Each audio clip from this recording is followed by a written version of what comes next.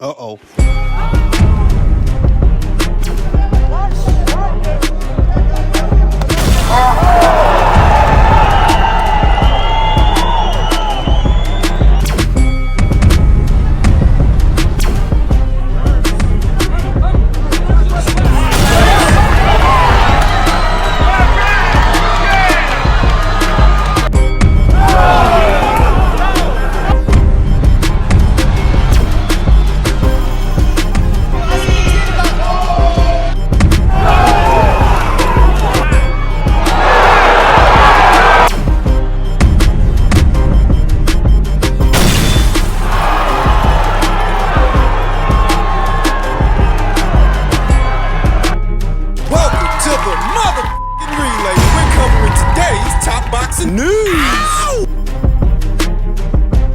Okay, we'll start with this. The continued fallout of the Times Square show that failed to deliver for more reasons than one. Ryan Garcia stated, "One unfortunate development of the Times Square fights is that New York boxing gyms were offered tickets to watch the fights, only to arrive and only be granted access to soundless screens several blocks away, penned in arenas without seats, to act as extras for when the TV feed wanted to show crowd shots. Lots of people arrived and then left to watch the fights in the comfort at home." And when I heard they were going to do a Times Square card, I just thought to myself of all those different stages in Street Fighter 2, the video game. That there's a fight going down in the street and anybody passing by can take it in. I thought that was the theme, where this very much seemed like a closed-off engagement, because the people right outside of the penned-off arena, they couldn't actually see what was going on in the ring. Now, you can argue that perhaps it was a safety hazard, that letting anyone passing by see the fight could pose a risk to the fighters and the people in the ring on the perimeter of it, because what if some jackass decides to throw a bottle or a shoe, some object? But at the same time, it sort of defeats the purpose staging a boxing match or boxing matches in such a public space that was not open to the public. Then why do it there? The idea that you can do boxing matches in exotic locations is only really appealing with crowd participation, if the crowd can take it in and get involved. If they can't, then you may as well have done all of this in a more conventional setting. At the Barclays Center or at the Garden. I myself always felt that, given the number of West Coast fighters that are on this bill, you're talking about Devin Haney, Ryan Garcia, Jose Ramirez, Arnold Barboza. Ideally, with that many West Coast fighters, you should just do the bill on the West Coast, where it'll get a great turnout. All of the Golden Boy Promotions fighters lost, folks. Oscar De La Hoya's is Golden Boy Promotions and all of his guys, they shot it. Remember that Oscar De La Hoya was saying this and that about the Matchroom versus Queensberry tournament and how all the Matchroom fighters lost. Now all of your fighters lost. Karma came back around, came back for Oscar. You think he's going to include that in his next segment of Clapback Thursdays, or should it be renamed to Wiggity Whack Wednesdays? Tough Titty Tuesday. Mundane Mondays. Yeah, right, that's enough of that. So the point is that in spite of Oscar's decorated amateur and professional boxing career, outside of that, he's a bit of a clown with a lot of egg on his face now. Looks stupid. He sounds stupid. Yeah, that was a dud. So once again, I can hardly blame the event coordinators, and I can hardly blame Turkey El Sheikh for fighters that underperform. Yeah, because that was the real problem with yesterday's bill, wasn't it? For all of these quote-unquote popular guys, all these quote-unquote big names, nobody shelled out a big performance. Shit was trash. During the card, I felt a sense of second-hand embarrassment. Embarrassed for Turkey that he spent whatever he spent paying these guys to lay this egg. Yeah, I was embarrassed for him. Going through all this trouble to attach his name to this show, the branding, the promotion, all of it. I felt a bit embarrassed for even being a boxing fan, this being a big advertisement for the sport. It was supposed to be. For the American boxing market, the American boxers, as opposed to their British counterparts that do a much better job of delivering on a deadline and delivering memorable nights to the customers, to the people that pay to be there, pay to see it at home. Russian IBF champion Bakhram Murtazaliev said after last night's fights, it's crystal clear. Modern boxing is not about throwing punches. It's about who can shout the loudest and sling the most filth at their opponent. Punches are just a formality, so we don't forget this is supposed to be a sport. Well, to the Russians, it still is. As I read through Bakhram Murtazaliyev's comment, Sergey Bohachuk's upcoming fight almost immediately came to mind, the one with Michael Fox. It's on UFC Fight Pass, and I believe that promises to be a more entertaining card than this one turned out to be at a fraction of the cost. Not just to the consumer, but to the event coordinators, that it doesn't cost anywhere near as much to get Sergey Bohachuk in the ring with a guy than it costs to get these prima donnas in the ring with each other. That Turkey's time and money wouldn't have been better spent making a fight between, say, Sergey Bohachuk and Bakhram Murtazaliyev instead of these scrubs. Yeah, think about it. Sergey Bohachuk has made 2 appearances on 2 of Turkey's shows, and he delivered both times, in victory and defeat. He was entertaining. He's coming off a win over Ishmael Davis, and you wonder that Turkey's money wouldn't have been better spent paying for a Bohachuk versus Murtazaliyev fight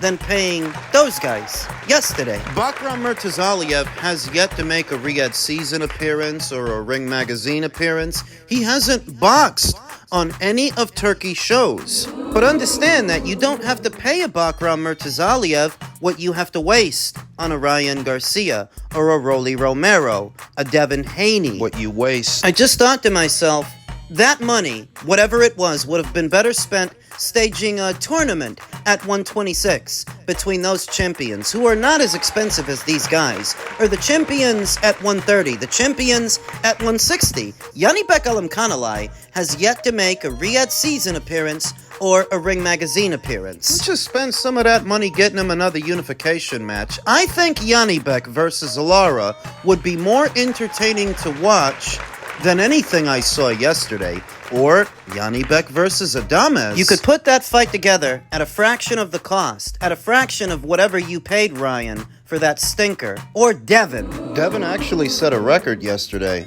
though not a good one. Haney versus Ramirez set the record for the least punches ever thrown in a 12-round fight. Both had rounds with 0 punches landed. In previous eras of boxing, a fighter like Devin Haney would probably never get to the point where he's making what Devin is making here today. No, he'd find himself pelleted by beer and popcorn, maybe a shoe, every so often. Poor excuse for a boxer, and his minimalist approach to boxing, what is intended to elicit respect from the spectators in this spectator sport, is the courage it takes to go in there and lay it all on the line, where all Devin does is lay eggs. The courage it takes to go in there and risk it all when Devin is a risk-averse fighter. So he fights. Safety first. Safety to the point that he's really not fighting. Somewhere in between the Mayweather era and where we are now, these kids got it in their heads that they're playing a different sport. I mean, they must think that, the way that they go about fighting a fight, the way that Devin went about fighting a fight, which was no fight at all. Now that we know the Ryan Garcia rematch is a bust, because Ryan lost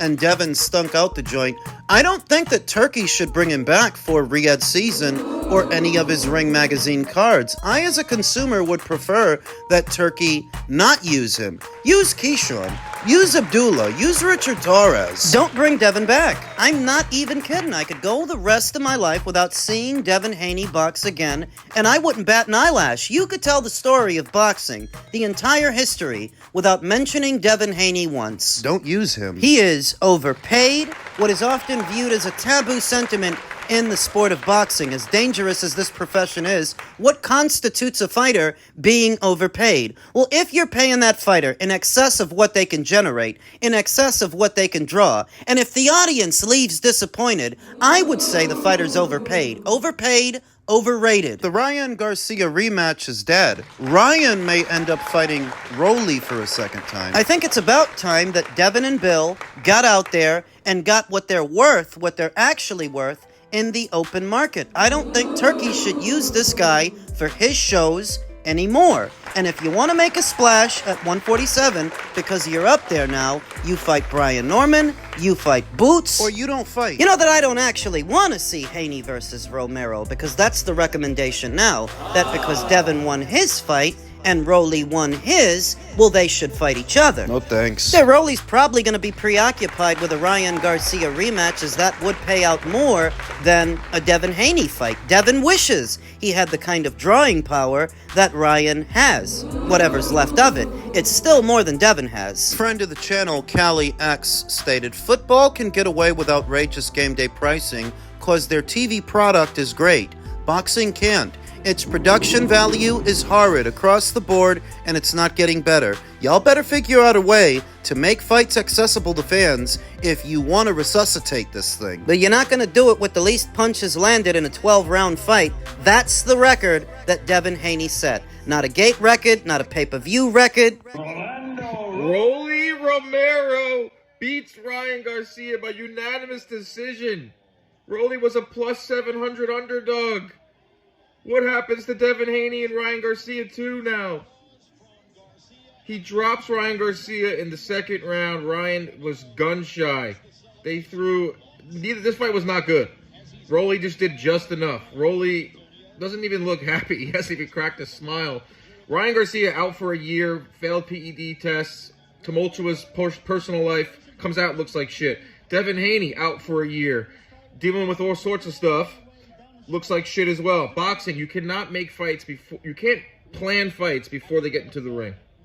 Wow. Whatever the fans want. If they want me to, run the back with Rollies, let's do it. If they want me to go straight for Devin, let's do it. Styles make fights. I'm willing to fight any of them again. It was just so weird because usually once you step in the ring, everything fades away.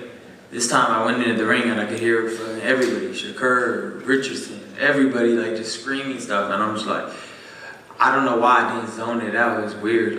It just felt like a weird fever dream just happened. It was just so awkward. I don't know why. Usually fights don't feel that way. It just feels like you're in it and you're fighting. You don't hear nobody, nothing.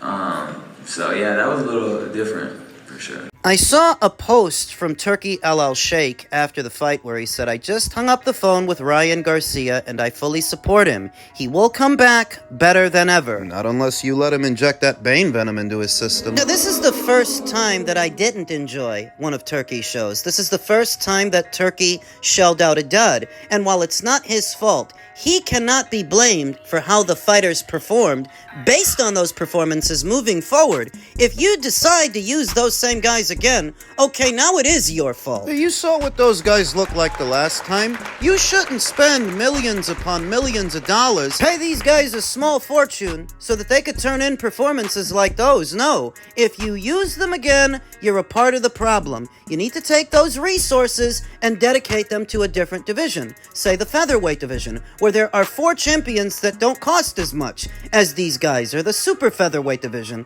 the super lightweight division. A visibly distraught Ryan Garcia after the fight, crying in the car. I hope he's not looking for sympathy because he'll get none from me. Now you're experiencing what Devin experienced last year, except the guy you fought didn't blow the weight and didn't test positive for a banned substance. I really didn't expect karma to come back around for Ryan this fast. That as soon as it took you to come back... That's about as soon as it took for you to lose again. Because you're not a good fighter, you're not what you were made out to be, and the only reason you were able to do what you did last year was because you broke the rules. Dude, Devin sucks, make no mistake. But so does Ryan. Ryan sucks even more. Without his peds. And that's what former champion turned analyst Paulie Malignaggi highlighted on his YouTube channel, saying, tonight's performance by Ryan Garcia goes to show all you mutts at home the difference when a fighter is on steroids and when he's off steroids. PEDs matter big time. With pulling the trigger, it increases your confidence, your strength. You see the difference in the mindset with Ryan tonight because he knew he didn't have that extra help. And when he got knocked on his ass, it was like the off switch happened. He didn't want nothing to do with the fight. He didn't want nothing to do with Romero. So now what they're talking about is a Rolly Romero rematch, and that might be next for Ryan. Playtime is over for Ryan and his fans, the ones that have spent the last calendar year trolling Devin Haney for Ryan winning a fight where he was cheating, where he was so clearly cheating, and they didn't care. Well, Rolly didn't have to cheat to beat you. So what does this mean? That the only way that Ryan Garcia can seem a formidable fighter is if he breaks the rules. More than one. If he misses the contracted weight, and if he gets to use banned substances. It's the only way, because without any of those added advantages, he's gonna look like he looked yesterday. And he looked yesterday same way he looked with Gervonta Davis. No, I don't think that Rolly Romero is all of a sudden this great fighter. It's that Ryan never was. They're on the same level, these two kids. They're peas in a pod. But when you get a victory over a Devin Haney, creates this illusion that you're better than people thought you were. You're better than people gave you credit for, until it comes out that you were cheating. So for all those content creators, podcasters, the ones who spent the last calendar year defending Ryan Garcia, how does it feel? do you feel stupid yet? Or do you need a little bit more time? And for those who subscribe to them and their hierarchy of thought, whatever that is it obvious now? Are you seeing it yet? That Ryan is not who you thought he was, and he was cheating. That's why he won. That's why he beat Devin. That's how he beat Devin. With the goddamn Osterin. As if that wasn't obvious enough. Can he win a rematch with Rolly? I don't know. What I do know is that veteran boxing scribe Dan Rafael stated Ryan Garcia's last four: knockout to Tank in a fight many believe he simply quit in, a PED no contest with Haney in what was still a very close fight, showed zero spark, and did nothing in the loss to Romero, who was a heavy underdog. There's no good way to spin it. The gravy train has come to a screeching halt. I'm of the opinion that any podcaster and or content creator who was defending Ryan the last 12 months was really only doing so to siphon followers from him. That because he's riding high and because he's so popular, if you defend him, his fans will become your fans. Well, that's done. Now what? Because defending Ryan Garcia has come at the expense of your credibility. Now you just look like a bunch of idiots that don't know what you're talking about. So I knew that Ryan Garcia was not far off from getting exposed. I just didn't think Rolly would be the one to do it. I figured it'll happen in the Devin Haney rematch. As it stands, we don't need one. I don't want one. The doors are closing all over the place for Big Rye, as Conor Benn is no longer interested in fighting him. After his defeat to Rolly Romero at Times Square last night, it was terrible. Nah, definitely not. I'm not interested. Ryan is a piece of shit. I always thought that. He's not a good fighter, he's a piece of shit human being, and you're a piece of shit for rooting for him. The content creators that put him on a pedestal for metrics, they're pieces of shit too. I hate all of these. All of these would-be analysts, you're just a goddamn joke. Karma didn't take long for Ryan. Enjoying what were the spoils of victory for most of last year, the spoils of no contest, I should say, because the decision eventually got overturned. And whatever memory they had of you in that Devin Haney fight is effectively erased by their memory of you yesterday. So what do you think? Ryan is some kind of cerebral fighter that he's going to go back in the lab and figure it all out and come back better? He only looked good because he was on Osterin. He's always had a glass jaw. That's what the Luke Campbell fight showed us. He was always a quitter. That's what the Gervonta Davis fight showed us. And he was always a piece of shit human being. That's what the Devin Haney fight showed us. I don't have an iota of sympathy for what is this souped-up American hype job. Can't we just throw the whole crop away and start over?